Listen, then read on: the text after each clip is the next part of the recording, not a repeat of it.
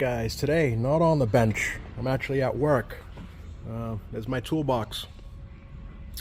And I thought maybe you guys might want to see me doing some work to this brand new wrecker here, this F550. I got the whole interior apart on this. Headliner's down. I got this towel here protecting it. Nice Havas console that's going in this, along with other stuff, chargers and flashlights and you know, all the stuff that you would need for a well-equipped tow truck. We put in more stuff than your typical company, but at the end of the day, you know, we have a well-equipped tow truck that can go out and do any tow or any recovery. But yeah, I figured you guys don't probably want to see me setting up the whole truck, but I thought maybe the radio part might interest you guys, because this is what I do for work, you know, when I'm not doing CBs. I wish I could say CBs pay the bills, but it just doesn't. But yeah, we have a nice Havas console here. 3 radios are going to go in there. You can see I already put some a nice distribution center there for all the various radios. Basically, I run all the wiring into this, and then everything that's going to get powered in the cab gets fed off of this. So yeah, but I got the headliner down, and we'll be drilling on the roof here. I'm going to be doing a state police radio.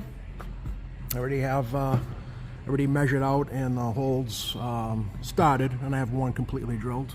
I'm going to be putting a scanner and then a dispatch radio. And yeah, so that's what goes into this particular truck. So this is what's going to go in there. This is an older state police radio, but it still works great. It's a Motorola GTX. You can see that we don't keep the mic in there because you definitely don't want to accidentally key up, you know, make for a bad day. This is our dispatch radio. This is one of the newer ones we have with the color screen, an XPR 5580. And then the scanner. So this is this one will do the P25 phase 1 and phase 2. The older scanners, like the Trunk Tracker 3s, you know, they're not digital. So it kind of sucks because at least here in Massachusetts, a lot of the law enforcement and emergency services are P25. I know Gloucester is, Boston, state definitely is. They have like analog, like backups or whatever, but you know, everyone is, most of these emergency services, whether it's police, fire, or whatever, they're all going digital eventually. So those Trunk Tracker 3s are going to be obsolete in a little while. But yeah, this is what we're, these are the 3 radios we're putting in. Antennas. So these are these little stubby antennas, and the reason why in this particular truck we're using these stubby antennas is because this particular truck, I'll show you guys what I mean. This particular truck does towing out of parking complexes, so you need some height clearance to get inside of there. So this particular truck has this flip down bracket for the light bar, so that way you can kind of flip it and you can get some a little bit more clearance to get into those parking structures. And that's why we're using the stubby antennas up here for this particular truck. Not all the trucks get that antenna. We use other antennas for other trucks. But unfortunately, you know, you do sacrifice reception with this particular little stubby antenna. But but this particular driver stays local, so reception really isn't a major thing, but it's definitely you know, an issue with something like this. But it is what it is. You sacrifice reception for clearance, but it's really not that bad. So yeah. Anyway, we have, so this one here is for the scanner. You can see there are different. This one's for 450 to 512 megahertz, and then the our shop dispatch is 806 to 960, as well as the state 806 to 960. So that's why I have the roof label, so that way, because these antennas look the same. Actually, this one might be a little bit taller. Yeah, this one's just a little bit taller than this one, so that you can't confuse them. But some of the antennas, they kind of look the same. But I still label anything anyway. So yeah, let me show you how I drill the roof on these particular trucks. So these Ford, these F-Series trucks are aluminum. So not that it's super different, but what I normally do is, after you take your measurement, you want to take your drill, a stepped bit, obviously, and then what you want to do is you want to go one size smaller than what's needed on this. So this is like a 3/4 hole, and then what you want to do is you want to finish it off. Once you go like one size smaller, finish it off with a rat tail file, and you just kind of, kind of go like that. Then you want to touch up the hole with some paint, and then you can slide this connector up underneath. All right, so let me show you guys how I measured this out and got everything centered. Stand by. All right, so the way I measured it is, so from this antenna here, what helps is having this Taylor's, I don't even know what they call this, a Taylor's measuring tape, or I don't know, whatever. But, and you want to use this because it'll conform to the curves of the roof. It's just easier. You could use a regular tape measure, but I find that this is easier, and this is really all I use this for. So I took 5 inches from there to there. Same thing on the other side. 5 inches from there to there. And because this is getting 3 radios, well, it's 2 radios and a scanner, I put my straight edge across, and then that's how I got my center mark. All right. So now I'll show you how I drill this out. Stand by. All right, so once you take your interior apart and you take your headliner down, you have to go and look and make sure that there's no supports where you're going to be drilling. All right, that's first and foremost. Actually, first and foremost, you want to disconnect your battery because there are curtain airbags up in here. You know, none of the impact sensors are up in here, but you know, just precaution. Disconnect the negative on your battery. And yeah, so you just want to make sure you're not drilling through any support. So that's first and foremost before you just start drilling without knowing what you're drilling into. And then what you want to do is put a towel or something to catch the shavings. You know, so you're just not leaving shavings up in there, up on top of the headliner. And then drill your holes. All right, that's how that's done. Let me go take this towel, I'll go put it on the other side, I'll set up the camera and start drilling. Stand by. This is a brand new step bit, uni bit, whatever you want to call them. And I still drill a little pilot hole, like a 1/16 inch pilot hole. So that way it just doesn't drift. And just go slow. It is aluminum, so it doesn't, you know, it's not going to be super tough to drill through.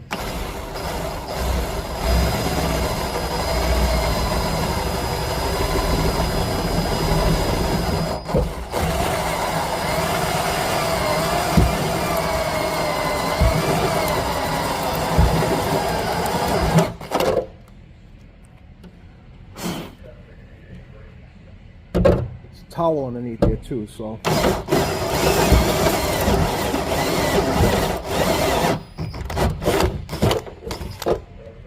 Alright.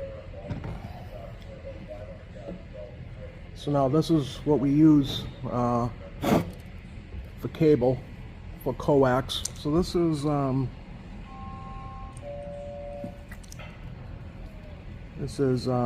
RG58AU, which is good for short runs. In fact, for the higher speeds, I think this is what you'd want to use, like the 800 megahertz bands. You can even use this for 11 meter, just as long as it's not super long runs. But the reason why I don't go ahead and drill out the whole size of this is because this is aluminum and it tends to be softer. So you want to make sure that when you screw this down, you want it to be exact, because the aluminum is less forgiving than the steel roof. So you want to make sure that this is the exact same size. So it's kind of a pain in the butt, but I finish off the hole with the file. It's a rat tail file, and you can use a coarse. You don't have to use anything super fine because the aluminum is just gonna get stuck in there. You can use almost like a wood rasp type thing. And I just finished the hole off like this.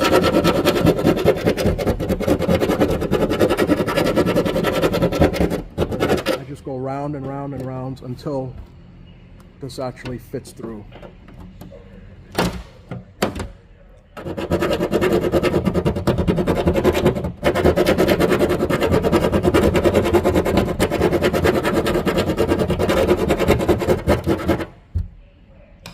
I'll stop the video here and I'll go ahead and drill the hole for the scanner. I'll finish filing this out, and I'll install all 3 coax cables and the antennas so you guys can see how it looks. I don't have the power cables yet for the radios. The scanner, it's just a standard plug, but the shop radio requires that 20 amp what do you call it, power cable, which we normally keep them in stock here, but we just don't have any right now. But when the time comes, I'll actually show how to install the radios into that Havas console. But for now, we'll just do the antennas. All right, let me get these other 2 holes finalized, and then I'll get these antennas installed.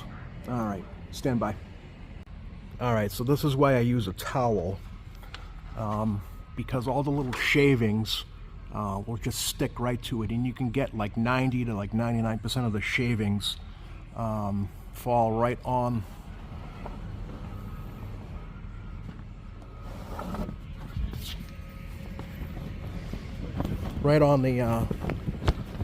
the towel. Now obviously don't go using this towel to like cover up other stuff, you know, until you wash it or you blow it off or whatever. But that's why I use one of these like bath towels, because the little aluminum shavings stick to this. All right, so all I have left to do now is just drill the center out. You can see that this one here is already drilled. So I'm going to go ahead and drill out the center and then install the antennas. All right, stand by. All right, all 3 holes are drilled. So now what you want to do is, I know this is aluminum, but it will still oxidize, especially up here in the whole New England area. It will oxidize. I mean, even stainless steel will oxidize up here in the wintertime. With all the salt and the calcium that they put down on these roads, it doesn't matter what this thing could be, you know, aircraft grade stainless steel, and it'll still rust up here.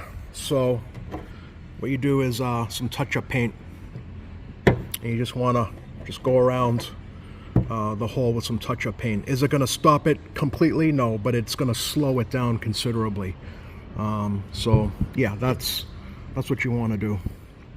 So I'm going to go ahead and touch this up. This just happens to be Snap-on toolbox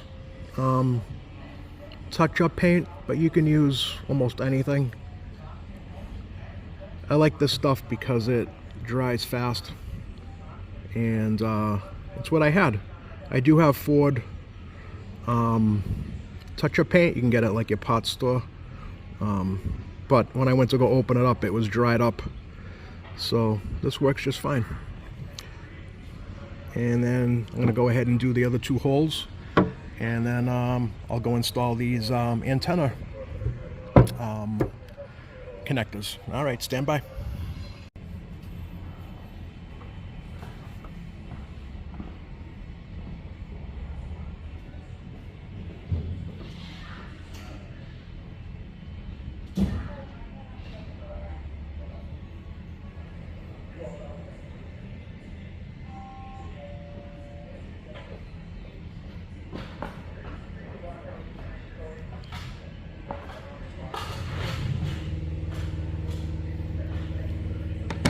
Alright, so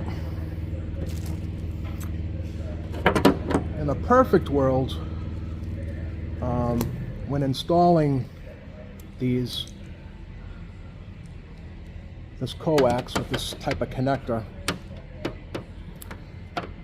not using dielectric grease is normally the way to go, but experience from installing these up here in Massachusetts, even though these things are technically sealed and it's almost like a double seal, I don't know how, but these things still corrode.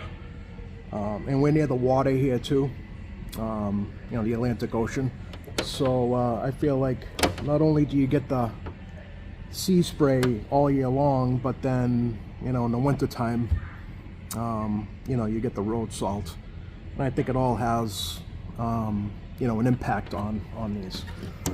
So what I do is just dielectric grease, just a thin film on the button, and then a little bit on the threads, and that's all you need to help fight against the corrosion. So now, if you can't reach, you might want to have a partner hold this thing up in there, but I can get all 3 of these by myself. I'm by myself today anyway, so it doesn't really matter. But what you can do too is, if you don't have somebody to help you, you can kind of reach up in there and then tape this up. But anyway, I can get to this. Get this towel out of here. So then you just want to poke this thing up through,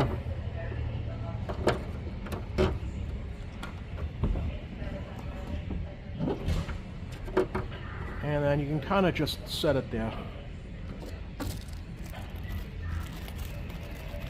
So now what's important here is to not crank these things down super tight. You want them snug. There's an O-ring. This is all a kit. This is all part of the kit. You don't need to purchase anything separate. That O-ring sits right in there. So now what you want to do is you want to make sure that that O-ring stays there. In fact, you can even put a little bit of dielectric grease, just a touch, to keep that O-ring from moving on you.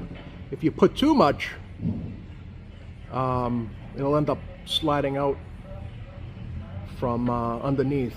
So just put a couple of dabs, at like a 6 o'clock and a 12 o'clock position. All right, and now hold. You want to get up in there.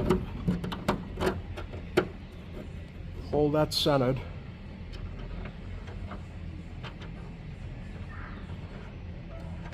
And slowly get that tight. And make sure that that O-ring seals. I mean, you can almost just hand tighten it, but just take your little adjustable wrench and just give it just a little bit. That's it. That's all you need. Nothing more than that. It's nice and tight and it's sealed. Because what you don't want to do is, with the little lips that catch, you don't want that poking up through and piercing the roof, because then you'll really be screwed. But that's all it really is to it. And then, like I said, what you want to do is just take a little dab of, just a little bit, dielectric grease, and you put it on that button right there. And then just a little tiny bit on the threads. So when you screw the antenna in, it'll spread around. But that's about it. Alright. They make these little tools too, with these two little tabs, these two little like pins, and you can hold it that way, but I've never needed those. I never crank them down that much to need that tool, but it is a tool. So yeah, that's what it looks like. And then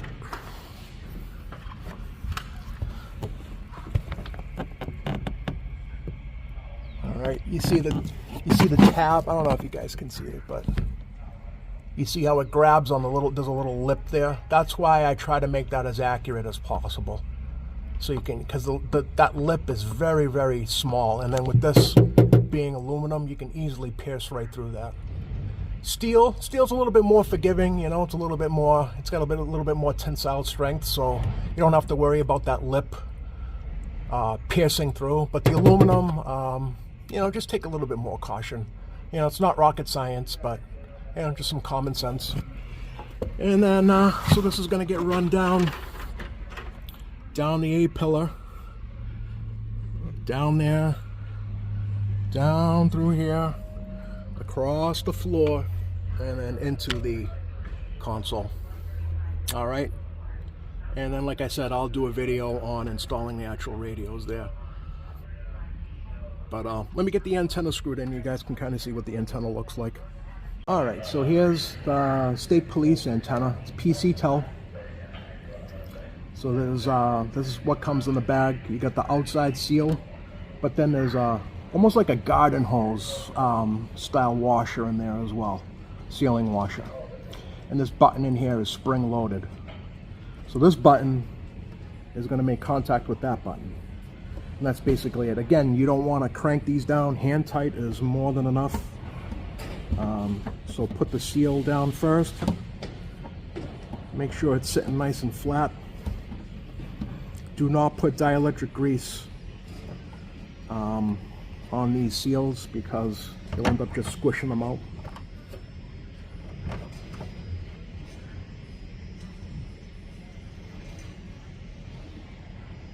That's it. That's it. That's all there is to it. Easy peasy. And yeah, and then I'll go ahead and put the scanner in and the dispatch in, but I'm not going to record that. It's just the same process, you know, 3 times over. In some applications, you can actually not use this seal, and it'll seal that way as well. But that, like I said, that button is spring loaded, so if you use both of them, you can. Just depends on the application. Sometimes if the roof is really curved, you know, you want to use this. You know, you can use it, you can't use it, you know, you don't have to use it. But in our case, you know, we use it, because the more seal you have, the better. That's it. That's not going anywhere. Hand tight, and that's it. Alright guys, that's all I got for now. Something different, rather than just the CB bench, you know. Yeah, this is what I do for my main job. Not just radios. I mean, I'm a diesel mechanic, truck builder. I do the welding, the fabricating, building. Not so much now. A lot of us are older, and you know, we've been all working together for, man, a long time. But you know, putting together like 50, 60, 70, even 80-ton rotators. You know, we used to do that back in the day. I've probably rebuilt, I don't know how many Cummins engines and International and just numerous amounts. I've been doing this for a long time. But yeah, I figured you guys would want to see at least the radio part of it, the RF part of my job. Everything else, you know, is you know, it's just mechanics and welding and fabricating. But you know, the channel is CB stuff, so I figured you guys might want to see this. All right, stand by for the radio install at some point, and yeah, we'll go through that, and then we'll maybe do a demo of the state police radio and the shop radio and the scanner. All right, guys. All right, so here's my old wrecker. So this is the antennas we normally use for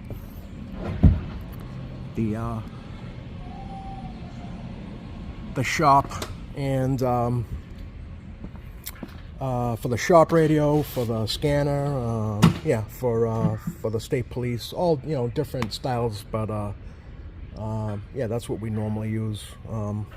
But yeah, not these little, sometimes we use the flat ones, but these really get really bad reception, this style, you know, that style. But these are a little bit better as far as reception goes. But yeah, when we don't need these, we use the full antennas, and let me tell you, those that style antenna, you know, works pretty much the whole state. All right, guys, stay tuned for the install of these 3 units right here. Guys, a side note that I forgot to mention: if you are doing this, when you run your antenna coax, make sure that you're on the other side of this curtain airbag. You don't want to run this along with this and interfere with the curtain airbag deploying. You know, that could be for a bad time.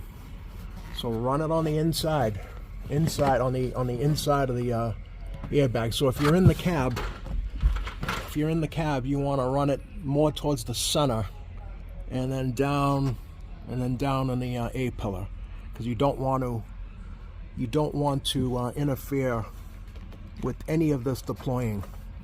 You know, super important. So run this on the inside. You can see where Ford runs. See where Ford runs their wiring? That's what you want to follow. Okay, follow that all the way down.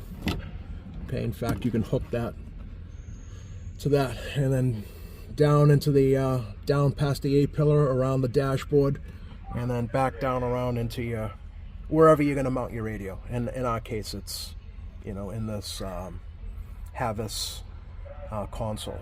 All right, yeah, safety. You have to make sure, because, you know, God forbid, if you're ever in an accident, you want to make sure that those airbags deploy properly. You know, you definitely don't want to mess up the deployment of those. I mean, you might argue and say that it might blow the cable apart, but you know, I just don't know. So you definitely want to be on the other side of those airbags. Yeah, just a side note, guys. All right.